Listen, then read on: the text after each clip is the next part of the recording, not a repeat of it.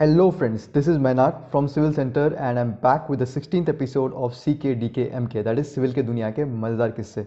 So friends, हम लोग पहले भी बहुत सारे वीडियोस में, यूट्यूब में, फेसबुक में, इंस्टाग्राम में, अलग अलग सोशल मीडियाज़ में हम लोग लाइव गए थे, जिसमें आप सब लोग को बताया जा रहा था कि क्या क्या रोल्स हो सकते हैं जो कि एक सिविल इंजीनियर कर सकता है। तो उसी से रिलेटेड हम लोग अलग अलग फील्ड्स को रिप्रेजेंट करने के लिए हम इंटरव्यूज़ लेते हैं, इंटरेक्टिव सेशंस करते हैं हमारे CKDKMK में, जिसमें हम लोग कुछ कुछ किस्से सुनते हैं कि आपके जो सिविल इंजीनियर्स हैं उनके लाइफ में ऐसा क्या क्या इवेंट्स हैं जो कि इंटरेस्टिंग हैं एंड जिससे हम कुछ सीख सकते हैं। तो आज हमारे साथ हैं इंजीनियर आनंद शंकर मोइत्रो। तो engineer Anand is currently working as a senior detailer in Lincoln engineering private limited. He has over 3 years of experience in the steel detailing field. He had graduated from KIT University under the specialization of civil engineering in the year 2016. After that, he had joined CAT Deploy Engineering Private Limited as a junior detailer. तो वहीं से उनका journey start हुआ and steel detailing field क्या होता है and उसमें आपका कितना एक्सपेक्टेशंस रख सकते हैं, आपका सैलरी हो गया, आपका ग्रोथ क्या होता है, आपके क्या क्या स्किल्स रिक्वायर्ड है, वैकेंसीज कैसी हैं, और अभी जो मान लीजिए कोई भी मार्केट में अप्स एंड डाउन्स हो गया या अभी जो लॉकडाउन सिनेरियो चल रहा है, उस लॉकडाउन सिनेरियो में भी आपका मार्केट में उसका स्कोप क्या है। तो वो सब चीज़ हम लोग जानेंगे एंड देखेंगे उनके इंजीनियर आनंद के लाइफ में ऐसा क्या इंटरेस्टिंग किस्से थे जिससे हम लोग कुछ सीख सकते हैं। So let's get started.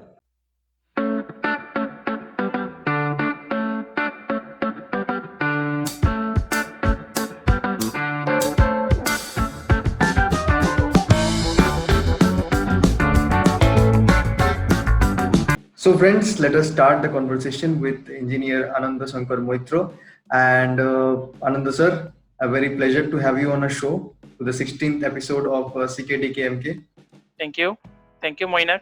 It's long time in meeting है. Yeah, it's long time here also. और आप कैसे हैं? मैं बहुत अच्छा हूँ, तुम कैसे हो? हाँ, मेरा भी चल रहा है, सही, सब सही है। और अभी आप कोलकाता में हैं शायद? हाँ। तो आपका अभी यहाँ पे वेस्ट बंगाल में सिचुएशन कैसा है आफ्टर द साइक्लोन? अभी थोड़ा कंट्रोल में है, काफी कंट्रोल में है। हाँ। सब ठीक है। अच्छा। और आपका जो वर्क है, जॉब है, वो कैसा चल रहा है? ऑफिस अभी अच्छा चल रहा है। ऑफिस जाते कि रूम से ही चल रहा है? हाँ, लास्ट मंथ तक मैं रूम से काम कर रहा था, अभी मैं ऑफिस जा रहा हूँ लास्ट वीक से। अच्छा। So it's going fine. तो हम लोगों ने मतलब लग रहा है अभी फाइनली एक वे मतलब ढूंढ के निकाल लिया कि कैसे कोविड के साथ साथ अपना काम भी हम लोग कर रहे हैं। जैसे आप बोल रहे थे लास्ट मंथ तक आप काम कर रहे थे वर्क फ्रॉम होम, अभी ऑफिस जाना भी चालू हो गया, तो धीरे धीरे सब एक्टिविटीज लग रहा है कि रिज्यूम होने वाला है। People if they maintain the proper guidelines, then they can keep themselves away from COVID-19. और आप अपने जो फ्री टाइम में जॉब के काम के अलावा और क्या क्या करते हैं? मैं ये जॉब रिलेटेड जो भी लर्निंग्स रहते हैं, लिंक्डइन से बहुत कुछ सीखने को मिलता है। स्पेशली अमेरिकन स्टील डिटेलिंग का एक पेज है, उससे बहुत नया हम लोग का ये स्टील डिटेलिंग रिलेटेड जो भी सॉफ्टवेयर आ रहा है, उससे जानने को बहुत मिलता है। मैं वही कोशिश करता हूँ कभी कभी सीखने का। अच्छा। कुछ सॉफ्टवेयर है इसलिए डाउनलोड हो जाता है। तो डिटेलिंग जो आपका फील्ड है, तो उस आपके फील्ड के बारे में थोड़ा बताइए और आपका जो जॉब में जो रोल है उसके बारे में थोड़ा हमारे ऑडियंस को थोड़ा बताइए कि इसमें क्या मतलब क्या रोल आपका स्कोप है एंड क्या है करना पड़ता है एग्जैक्टली, तो उस सब के बारे में थोड़ा हम लोग हमारे व्यूअर्स को बताइए। Okay, thank you once again Moinak. Actually ये जो फील्ड है स्टील डिटेलिंग, हम बहुत कम ही इसके बारे में अनअवेयर है, क्योंकि ये एक ऑलमोस्ट रिलेटेड टू ड्राफ्टिंग है। हम लोग को ड्राफ्टिंग इंजीनियर का जो रोल होता है फील्ड में, हम लोग को सबको पता है। मोस्टली उसमें जो डिप्लोमा स्टूडेंट्स रहता है सिविल बैकग्राउंड से, उन लोग का बहुत रोल रहता है इसमें। And if you are from BTech background also, you have already grasped huge knowledge regarding AutoCAD drawing. So हम लोग को यहाँ पे आर्किटेक्चरल एंड स्ट्रक्चरल ड्राइंग दोनों स्टडी करना पड़ता है प्रॉपरली. ये डिपेंड होता है आप जितने अच्छे से आर्किटेक्चरल ड्राइंग और स्ट्रक्चरल ड्राइंग स्टडी कर रहे हो उतना अच्छे से आप अपना मॉडल जो फील्ड में फाइनली बनने वाला है उसको आप तैयार कर पाओगे. So it totally based on concept how what you have grasped from the drawing. Okay. Then you can implement on the modeling. Okay. So मैं कुछ बताना चाहता हूँ इस जो सॉफ्टवेयर्स होता है जो हेल्पफुल होता है ये सब स्टील डिटेलिंग फील्ड में. Number 1 is Tekla.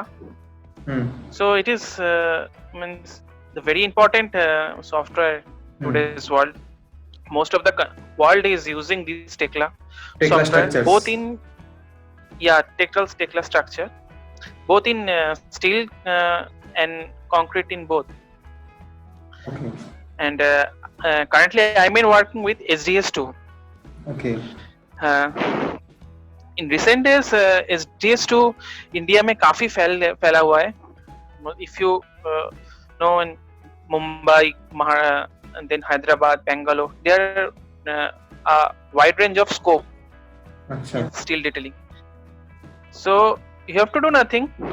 If you have a good concept and you have a interest in civil, if you want to continue with your civil stream, then you can easily go through the LinkedIn and you will find the requirement going on for trainees. You have to do it will only take 6 to 8 months to learn about the software. It is not a high level software. You can easily learn, but the basic thing you have to know, that is concept. You told the right thing. I think along with the software, learning the concept is very important, because software is just a tool to accomplish your task. Yeah. And as you had mentioned the name of some software like Tekla Structures and one which you are currently using, SDS. Yeah, SDS2. SDS2, and then I think we also have Revit Structure as well for the detailing. And and you had also mentioned about the scope of detailing in the current field. So how can you tell me how this detailing helps in the field for any contractor or any construction company? If we have the detailing model in any software, then how does it help the builders for constructing any building? Yes.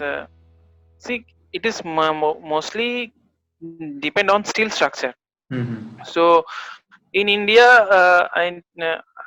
PEMB is a kind of software is there. PEMB. PEMB. It's depends on industrial construction. Those where industrial construction takes with the help of various wide range of steels. There you can, in India we use the PEMB software most. But in the scope of Tekla, I guess some of the construction company took the opportunity to build their structure with the help of Tekla. If we have the proper architectural and structural drawing of any building, then we can easily make a proper model of the building and we can show to our client. This is how your building looks like future. Okay. So what we need, that is good structural engineer and a good architectural engineer who can give us a proper drawing. Then it is not a huge task to bring a model and to show them how it looks like. Okay.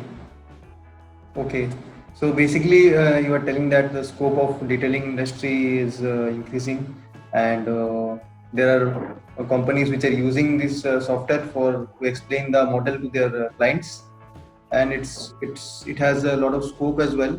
Because अभी जैसे हम लोग देख रहे हैं कि Covid का situation चल रहा है, जैसे कि आप बोल रहे हैं कि आपका वर्क सब चल रहे हैं, तो उन सब कंपनीज को फ्यूचर में भी आपका रिक्वायरमेंट होगा कि उन लोग और डिटेलर्स हायर करें. तो फ्यूचर में भी ऐसे जो डिटेलिंग के जो जॉब्स है, डिटेलर्स के जॉब्स है, वो निकलते रहेंगे ऐसा? Yes, yes, absolutely, Manak. Because see, steel detailing has two parts. One is fabrication, one is erection. So mostly fabrication works going on shop. So if in European countries, in Western countries, where there जहाँ पे आपका पहले 6 महीने बहुत ज्यादा ठंड रहता है, तो वहाँ पे फैब्रिकेशन वर्क बहुत अच्छे होते हैं शॉप में, तब थोड़ा फील्ड वर्क कम रहता है। पर इंडिया में क्या है, उतना ज्यादा ठंड नहीं आता है, तो हम लोग ये जो जॉब को पूरे साल भर कंटिन्यू कर सकते हैं, then only fixed in to some months, like जैसे यूएस का थोड़ा जॉब आना नवंबर दिसंबर में थोड़ा कम रहता है, प्रेशर थोड़ा कम रहता है उस टाइम, क्योंकि वहाँ पे बहुत ठंड गिरता है, तो ओनली शॉप में काम चलता है फैब्रिकेशन का। तो जो काम हम लोग करते हैं शॉप के लिए, उसको कहते हैं detailing. So I want to share what is detailing, what is used to do in detailing. Okay. Basically कोई हम लोग जो स्टील बीम्स एंड कॉलम्स जो हम लोग का फील्ड में जाके इंस्टॉल होगा, उसका डायमेंशंस एंड उसका जो लेंथ वगैरह है, उसमें जो होल्स बैठ रहे हैं, उसमें कितना कटिंग करना पड़ेगा, ये सब कुछ शॉप में होता है। तो ये जो काम करते हैं वो लोग डिटेलिंग में करते हैं। और जो नेक्स्ट पार्ट होता है वो कहते हैं erection, means the next part is we have to prepare erection drawing.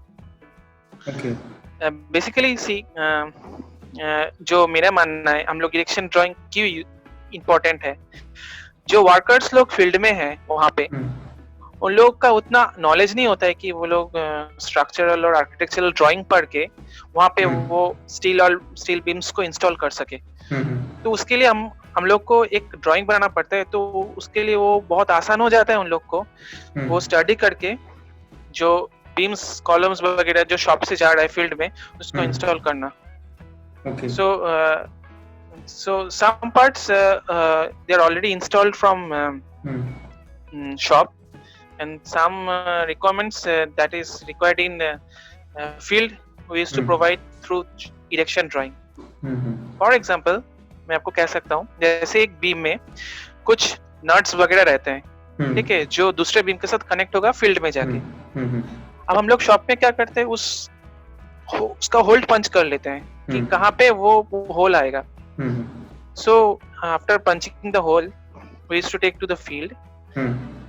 वहाँ से दूसरे बीम्स आते हैं, दूसरे बीम्स को ज्वाइन करते हैं, और जो होल पंचिंग होते हैं दोनों बीम के अंदर, वो लोग फील्ड में करते हैं। So this is the basic difference between shop drawing and field drawing. There are what to say, if it is miscellaneous items like stairs, handrails, ladder, then it goes in a वो एक item पूरा totally shop में fabricate होके field में जाता है। अच्छा, बाकी सब मतलब कुछ पार्ट फैब्रिकेट होता है, कुछ पार्ट आपका फील्ड में करते हैं, जैसे कि आपने एग्जांपल दिया है दो बीम के जॉइंट्स का। या अच्छा, सो मतलब ये एक जो इंटरेस्टिंग पार्ट है कि आपको टोटली स्ट्रक्चरल को पढ़ना है, क्लाइंट का क्या रिक्वायरमेंट है, उस हिसाब से आपको इरेक्शन ड्राइंग प्रिपेयर करना है। और erection drawing is the main part. First main part is obviously the modelling. Modelling means आप जो आर्किटेक्चरल और स्ट्रक्चरल ड्राइंग है उसको अच्छे से पढ़ के एक मॉडल प्रिपेयर करना पड़ता है आपको। और वो मॉडल प्रिपेयर करने के बाद ही, अगर मॉडल देख के एक इरेक्टर को इरेक्शन ड्राइंग प्रिपेयर करना पड़ता है। कुछ बेसिक चीज देना पड़ता है, जैसे कुछ वेल्ड्स वगैरह जो आपका शॉप में नहीं हो पाता है, वो वेल्ड्स फील्ड में होना है, वो फील्ड आपको वो वेल्ड्स मेंशन करना पड़ता है। अगर आप मिस कर गए, so it is your fault. So this minute things means effects बहुत ज्यादा, इसका इफेक्ट्स बहुत ज्यादा रहता है। अच्छा। थोड़ा क्रूशियल है ये सब चीज, थोड़ा हैंडलिंग करना पड़ता है बहुत ध्यान से। क्योंकि आप समझ रही है यूएस में डॉलर्स में होता है। अच्छा। तो एक बीम अगर 1 इंच भी कम हो गया हम्म तो वो डॉलर्स में हम लोग कैसे चार्ज कर सकते हैं, and it's huge in Indian money. Okay. So तो इस पे हम लोग वापस आएंगे, आपका जो जॉब रिलेटेड टॉपिक है इस पे हम लोग वापस आएंगे। उससे पहले हम लोग थोड़ा फ्लैशबैक जाते हैं, आपके बीटेक के टाइम में जाते हैं। तो बीटेक के टाइम में अभी हम लोग ये पूछना चाहते हैं कि जब आप बीटेक में थे, जब आप बीटेक कर रहे थे सिविल इंजीनियरिंग में, तब आपको पता था कि ऐसा कुछ आपका स्कोप है, अपॉर्चुनिटी है सिविल इंजीनियरिंग में, डिटेलिंग फील्ड में? और उसके बाद आप ये बताएंगे कि वहां से लेके आप यहाँ तक का जर्नी आपका कैसा रहा, क्या क्या चीजें आई, क्या क्या चीज आपको जानने को मिला, एंड क्या क्या एक्सपीरियंसेस रहे, वो हमारे व्यूअर्स के साथ शेयर करेंगे। क्योंकि जो हमारा शो का नाम है सिविल की दुनिया के मजेदार किस्से, तो कोई भी किस्सा, कोई भी स्टोरी जो कि आप लगता है कि आपको शेयर करना चाहिए, तो आप हमारे व्यूअर्स के साथ कर सकते हैं। Sure Moina. मैं सबसे पहले कहना चाहता हूँ, जैसे मैं बचपन से नहीं, मतलब 11-12 में जैसे पास किया तब से मुझे आर्किटेक्चर लेके पढ़ने का बहुत मन था जी। मैं उसके लिए नाटा भी प्रिपेयर किया था नाटा के लिए। तो by the end of time KIIT का रिजल्ट निकला, वहाँ पे मुझे सिविल इंजीनियरिंग, मुझे पता नहीं था इतना आसानी से मुझे मिल जाएगा। तो मैं बहुत खुश था। So already it is linked with architecture, so I was happy with my stream. मैं फर्स्ट ईयर से ही मुझे बहुत इंटरेस्ट था सिविल इंजीनियरिंग में, और मैंने अपने दोस्त लोग से बहुत कुछ सीखा जो लोग ये स्ट्रीम को बहुत सीरियसली लिया, specially in 3rd year 4th year. मैंने बहुत अपने दोस्त लोग को देखा कि ये फील्ड इस फील्ड में इतना प्रैक्टिकलिटी है जो दूसरे फील्ड में नहीं है। सो सबसे बड़ी बात जो है ऑटोकैड एक इंटरेस्टिंग सॉफ्टवेयर है। सबसे मुझे पहले पता नहीं था ये सॉफ्टवेयर में इतना इसका फास्ट अपॉर्चुनिटी है। तो 3rd ईयर 4th ईयर में धीरे धीरे मुझे इस फील्ड में और ज्यादा इंटरेस्ट आने लगा। जब हम लोग का प्रोजेक्ट होता था, हम लोग जब लैब ओरिएंटेड करते थे, उस टाइम मुझे ये तो पता नहीं था कि जब मेरा 4th ईयर कंप्लीट होने वाला है तो मुझे सिविल में ही जॉब मिलेगा। तो मैं कभी नहीं सोचा था मैं इस स्ट्रीम में रह पाऊंगा डायरेक्टली और इनडायरेक्टली, पर मैं कभी इंटरेस्ट नहीं खोया इस फील्ड से। मैं जो चीज मुझे सबसे अच्छा लगता है इस फील्ड का वो है कि हम जो कर रहे हैं वो हम लोग देख सकते हैं, मतलब उसका हम सामने से उसका अनुभव उठा सकते हैं कि हाँ मैंने ये किया, मेरे ये ड्राइंग इम्प्लीमेंट हो रहा है इस बिल्डिंग में, ये देखने में ऐसा लग रहा है, मेरे सामने वो दिख रहा है। तो वो ट्रांसपेरेंसी पूरा है। और जैसे मुझे कैंपसिंग, मतलब अगस्त से स्टार्ट हुआ था कैंपसिंग, और मुझे जनवरी में मिल गया था इस जॉब। पहले 2-3 कंपनी में मुझे नहीं हुआ था। मैं थोड़ा बहुत जैसे परसेंटाइल जो क्राइटेरिया रहता है उसमें उतना तक मेरा नहीं था परसेंटाइल, तो मैं बैठ नहीं पाया। तो ये जो जॉब था मुझे ये पुल कैंपसिंग में मिला था, पर मैं खुश था। एट लास्ट में डायरेक्टली और indirectly I am related with civil engineering. So मैं जैसे मुझे इसमें आया तो एक्चुअली मुझे पता नहीं था ये स्टील डिटेलिंग फील्ड है क्या। अच्छा। मैं थोड़ा बहुत सर्च किया था नेट पे, मैं अपने सर्च से बात किया, सर ये HS2 है क्या? तो उसने उसका जैसा फुल फॉर्म बताया था स्टील डिटेलिंग होगा। तो मुझे लगा सेम स्टील से रिलेटेड कुछ है। तो मैंने अपना सारे बुक्स जो भी कंक्रीट रिलेटेड जो भी है उसको मैं सब एसाइड किया। जो स्टील का बुक था भावी कट्टी, उसको मैं एक साइड किया। मुझे लगा था मुझे इससे कुछ जानने को मिलेगा जो मुझे हेल्पफुल लगा जॉब में। After 6 months I got my joining letter. I joined in Hyderabad. My first company was Catiploy. बहुत अच्छा कंपनी था। मुझे बहुत जाने को मिला था वहाँ पे। टूल्स ट्रेनिंग जो था वो बहुत अच्छा था।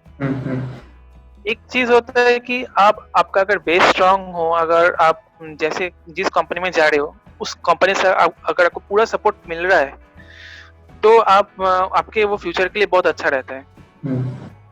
तो जैसे मैं ज्वाइन किया, सच बताओ मैं अपनी टीम में मैं अकेला बंदा था जो हिंदी बोल पाते थे। अच्छा अच्छा। क्योंकि मेरे सारे teammates they belongs from south India. South India, okay. तो हाँ, तो मेरे सब तमिलियन फ्रेंड्स थे और मुझे बहुत अच्छा लगता था उन लोग से बात करते हुए, क्योंकि जैसे मुझे एक कल्चरल डाइवर्सिटी बहुत अच्छा लगता है। मींस जैसे मैं भुवनेश्वर में गया हूँ, ब्यूटी ऑफ इंडिया, बिकॉज़ हम डिफरेंट प्लेसेस में ट्रैवल करते हैं तो यहाँ पे डिफरेंट कल्चर के साथ मिक्स होके उनके साथ वैसे रह पाते हैं, तो बहुत ही अच्छा लगता है, फील होता है। एकदम मुझे बहुत अच्छा लगता था। और सबसे बड़ी बात जो है, जैसे हम लोग का जैसे 6 मंथ के बाद हम लोग का ग्रुप डिस्ट्रीब्यूट किया गया, तो हम लोग का जो HR था वो मुझे आके बोला कि आनंदो आप कौन से ग्रुप में जाना चाहते हो। मैंने बोला मैं पांडियन सर के ग्रुप में जाना चाहता हूँ। आप पूछ सकते पांडियन कौन है। मैं Pandian was he's from South India, but he took our theory class and I liked his teaching very much. मैं उसका फैन हो गया था। वो जैसे हम लोग को कॉन्सेप्ट दिया था, मिसलेनियस आइटम्स कैसे इंस्टॉल होते हैं, कैसे उसका माने यूजेस है, मुझे उसमें मतलब बहुत अच्छा लग गया था। तो मुझे 2 बार बताया कि सोच लो तुम वहां जा रहे हो तुम्हारे बात को सुनने वाला नहीं, how will you communicate in the team? But I stayed in that team for 1.5 years and I enjoyed. So what I have learned that a concept that is huge and I will never forget that 1.5 years. Okay. मेरे team में सभी तमिलियन थे और 2 बंदे जो हैदराबाद से थे।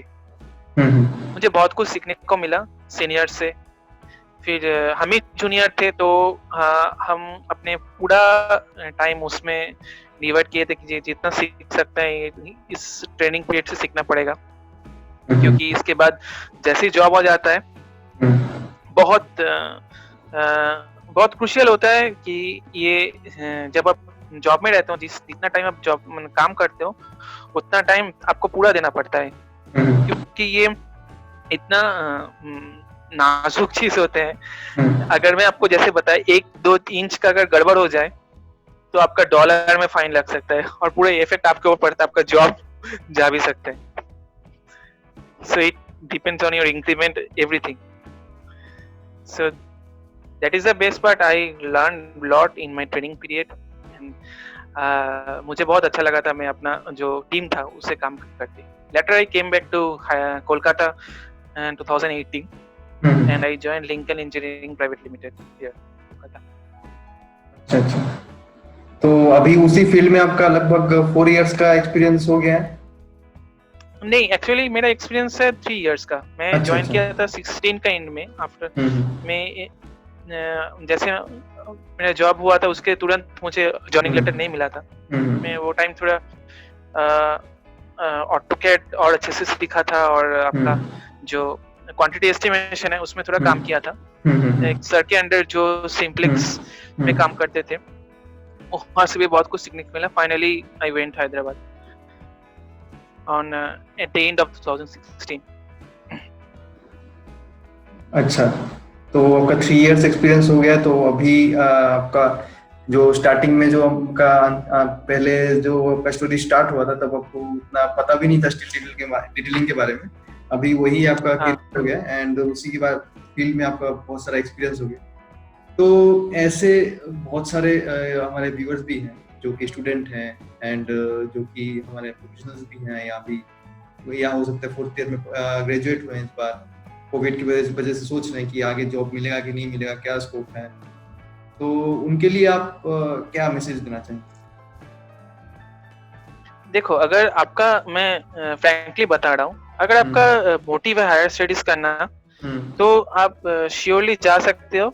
अगर ऐसा है कि आपको तुरंत जॉब चाहिए और इसी फील्ड में, देखिए मैं ये जो फील्ड है स्टील डिटेलिंग, ये उतना हार्ड फील्ड नहीं है कि आपका मतलब सिविल का जैसे हम लोग पढ़ के आए थे कॉलेज में, बहुत टफ हम लोग को सम्स रेनफोर्समेंट ड्राइंग्स में वो सम्स करना पड़ता था, स्ट्रक्चरल डिजाइनिंग का बहुत सम्स करना पड़ता था, वैसा कुछ नहीं है।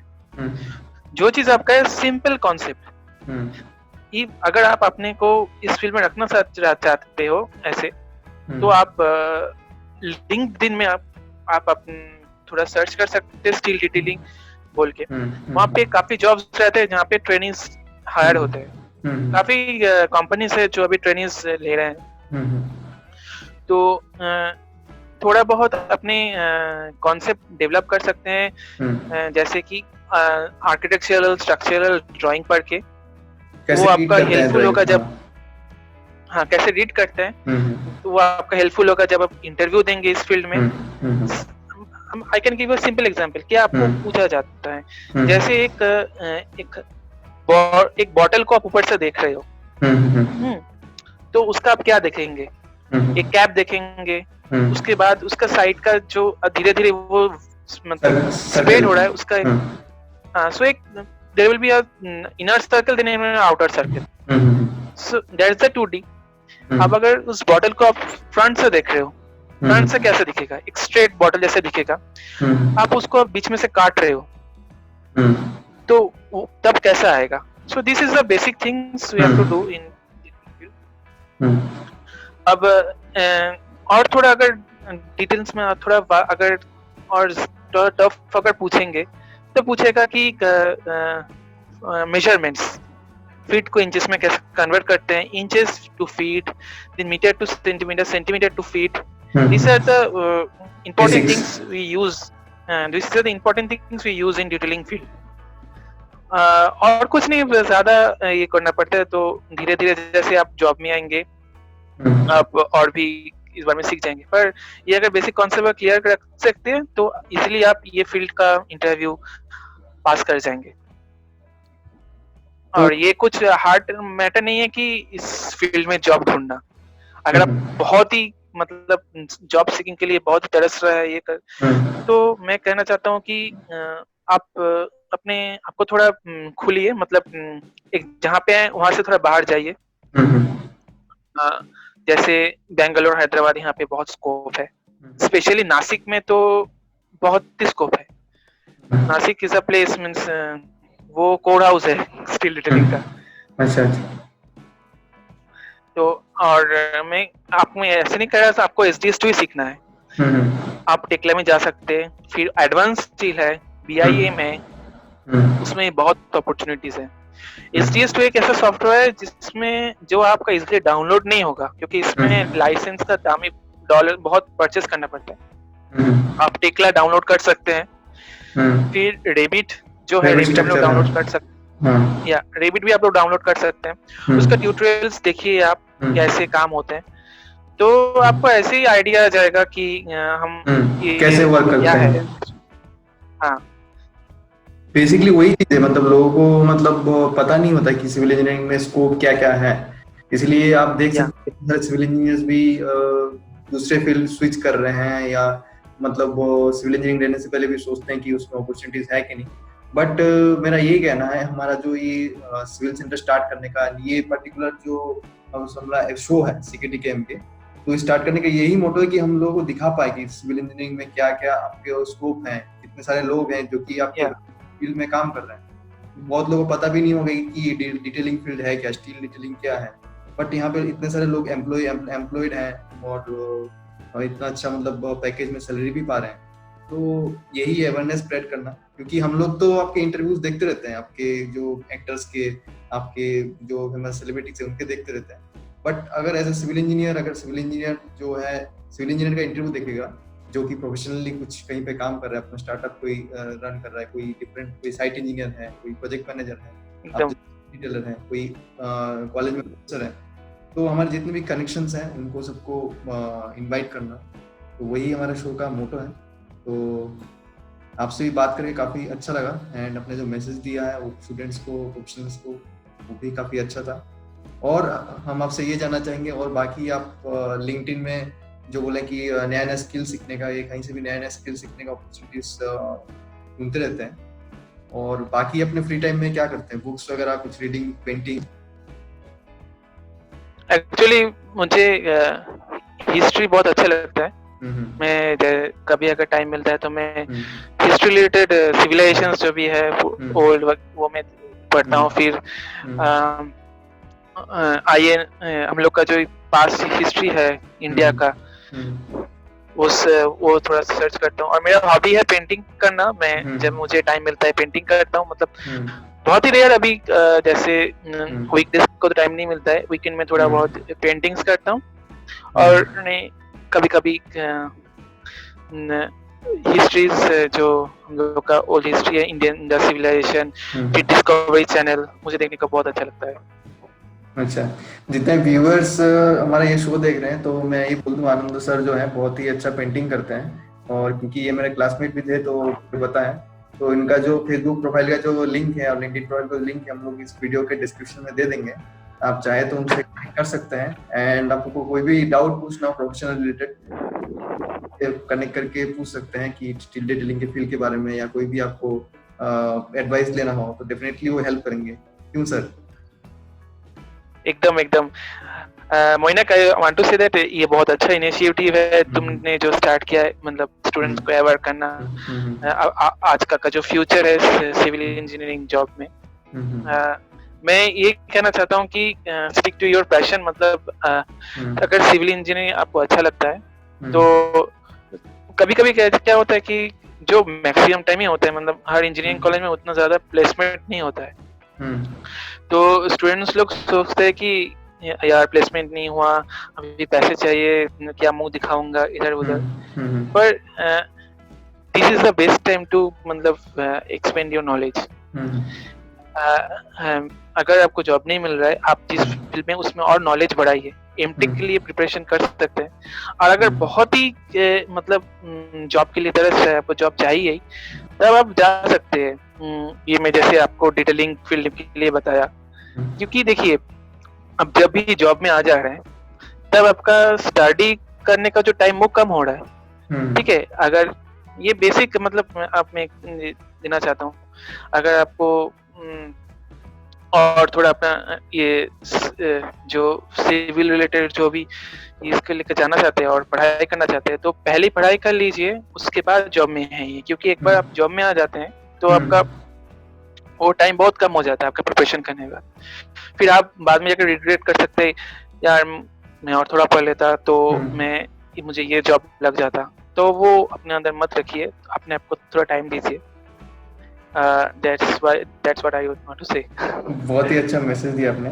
और लास्ट में एक चीज आपसे पूछना चाहता हूँ, जो आपने जब जॉब के बारे में बताया कि बहुत लोगों का क्वेश्चन रहता है, तो आप कुछ आइडिया देंगे कि स्टील डिटेलिंग का जो वर्क है उसमें इनकम कितना होता है, सैलरी कितने, पैकेजेस कैसे रहते हैं? Yeah, that is important thing। मैं एक बात बता सकता हूँ कि हम लोग का इंडिया में जो बेसिक आर्किटेक्चर लोग होते हैं, जो टोटली अपने आप ऑटोकैड में काम करते हैं, उन लोग का जो स्टार्टिंग सैलरी होता है वो कितना होता है? 10,000 and 12,000। इस फील्ड में फ्रैंकली स्पीकिंग जो सैलरी पे स्केल है वो इससे भी थोड़ा कम है। पर इसमें जो चीज है कि आप एक्सपीरियंस बहुत मैटर करता है। जो आदमी ऑटोकैड में काम कर रहा है इंडिया में, जो इंडियन, उसका एक्सपीरियंस के बाद जो बहुत एक्सपीरियंस हो जा रहा है 4 साल के बाद, उसका जाके सैलरी हार्डली 30 या 25 to 30 रहता है। डेफिनेटली डॉट परसेंट का। हाँ, पर इस फील्ड में एक्सपीरियंस बहुत मैटर करता है। अगर आपका 3 साल 3.5 साल में आप एक मॉडलर बन जाते हैं, तो easily you can go to an company and demand for 50,000 salary, and he we have to give because there is a huge demand of modeller. And if you are detailer, मतलब आपका 1 साल या 1.5 साल हो गया डिटेलिंग में, आप मतलब शॉप ड्राइंग कर रहे हो, तो आप दूसरे कंपनी में जा रहे हो तो आप अपना 25 के ऊपर इजीली डिमांड कर सकते हैं। तो जो आपको मैं बताऊं, जो रेंज है बढ़ने का वो काफी ज्यादा है, पर इनिशियल स्टेज में थोड़ा स्ट्रगल करना पड़ेगा आपको। 1 साल जो एक स्ट्रगल कर रहे हैं उसको आप, क्योंकि बेसिकली उस पेज में हम लोग सीख रहे हैं उस चीज को। एग्जैक्टली। तो इन्वेस्टमेंट आपके ऊपर थोड़ा कम करेगा कंपनी, क्योंकि अगर आपको कुछ लाइव जॉब भी दिया जा रहा है, मतलब live job means current job which is going on, आपको अगर उसमें डिवर्ट करा जा रहा है, उसमें आप कुछ गलती कर लिए तो कंपनी आपके ऊपर से वो नहीं कह पाएगा कि तुम गलती क्यों की है, इसका हिसाब दो, आपका सीनियर को जाके बोलेगा. So that is also reason that company invest very little money on you when you are joining. Then when you get your experience, then you can easily demand above 25. तो उसी के साथ हम लोग को पता चला कि मतलब आपने जेन्युइनली बता दिया कि हम लोग का क्या हम लोग के जो कैंडिडेट्स हैं जो इस फील्ड में जाना चाहते हैं क्या एक्सपेक्ट कर सकते हैं. तो exactly. And Mainak, I want to say that the best part of this field is that you can become a project manager within 5 years. I have seen my project manager who actually started his career from Kolkata, my Lincoln Engineering only. And he went to Cadeploy after completing 3 years here. And when he joined Lincoln, he joined as a when he joined in Cadeploy, he joined as a team lead. Then you can see that within 4 years he became a team lead. Then within 6 years he became a project manager.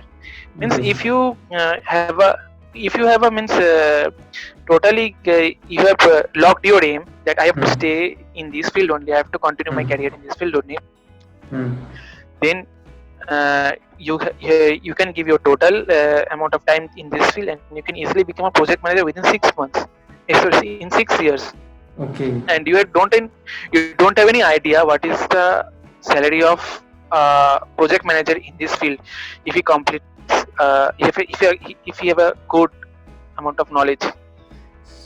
So it's above your imagination. Okay, so in this field you're telling that the growth is exponential, but you need to have some patience at the beginning part when you are starting. Exactly. Exactly. Another thing, you are told that the majority of the works are from US clients. So what was your working schedule? Is it at night or is it during the day, or the timing, office timing, work time? When I was in Cadeploy, there was 3 shifts. One shift was starting from morning 7 o'clock to 3:30. Then another shift comes starting from 4 a.m. to 12:30 p.m. And another shift working at night. But company कोशिश करते थे कि night shift में जितना कम हो सकते employ को रखे. अच्छा गर्ल्स. हाँ, क्योंकि देखिए हम लोग का जो भी है, जैसे हम लोग के जॉब हम लोग को अब आज भेजना है, उसके बारे में हम लोग क्लैरिफाई पिछले दिन ही कर लेते थे, ताकि जैसे हम लोग का फोन कॉल आना शुरू हो जाता है 4 बजे के बाद, वहाँ पे जैसे ऑफिस खुलता है हम लोग का यहाँ पे 4 बजे के बाद फोन कॉल्स आना शुरू हो जाता है, उसी टाइम हम लोग का जॉब सेंड करना रहता है वो उसके बारे में हम लोग क्लैरिफाई कर लेते हैं, तो उस हिसाब से हम लोग भेज देते हैं. उसके बाद हम लोग नेक्स्ट जॉब के लिए प्रिपेयर करते हैं. तो सिस्टमेटिक वाइज यूज काम होते हैं, उसमें कुछ प्रॉब्लम नहीं होता है. और हम अब जहाँ पे है लिंकन इंजीनियरिंग प्राइवेट लिमिटेड, वहाँ पे तो ओनली एक ही टाइमिंग है जो नॉर्मल टाइम 10 बजे से लेकर 7 बजे तक. अच्छा. तो उसके बीच में हम लोग क्लैरिफाई करके कर लेते हैं और नेक्स्ट जॉब के लिए प्रिपेयर हो जाते हैं हम लोग को क्या करना है. ओके, तो काफी मतलब वर्क कल्चर भी काफी आपका डिसिप्लिन है. तो हाँ, एक्चुअली डिसिप्लिन होना पड़ता है क्योंकि उन लोग का टाइम के साथ मैनेज करना पड़ेगा. कोई तो पता नहीं, उन लोग तो कंसीडर नहीं करेगा यहाँ पे आम्फान हुआ है या कोविड के लिए इतना ये, वो लोग ये सब कुछ नहीं कंसीडर करेगा. बट क्योंकि आपका मतलब वर्क भी कोविड के टाइम, लॉकडाउन के टाइम में आपका वर्क चल रहा था, वर्क फ्रॉम होम भी चल रहा था. हाँ. तो ये एक अच्छा चीज है क्योंकि हम लोग धीरे-धीरे मतलब ऑनलाइन की तरफ बढ़ रहे हैं और सिविल फील्ड में भी हम लोग आपका वर्क्स कंटिन्यू कर पा रहे हैं, आपके हमारे प्रोफेशनल जो वर्क्स हैं. तो ये एक अच्छा पॉइंट है, पॉजिटिव पॉइंट है. तो फिर से हमारे व्यूअर्स की तरफ से आपको थैंक्स बोलना चाहता हूँ हमारे शो में आने के लिए, टाइम देने के लिए, and I wish you all the success in life. So thank you, Moinak. Okay viewers, from my side bye, and I wish you all the best for your future and all the best to Moinak also. Okay, thank you.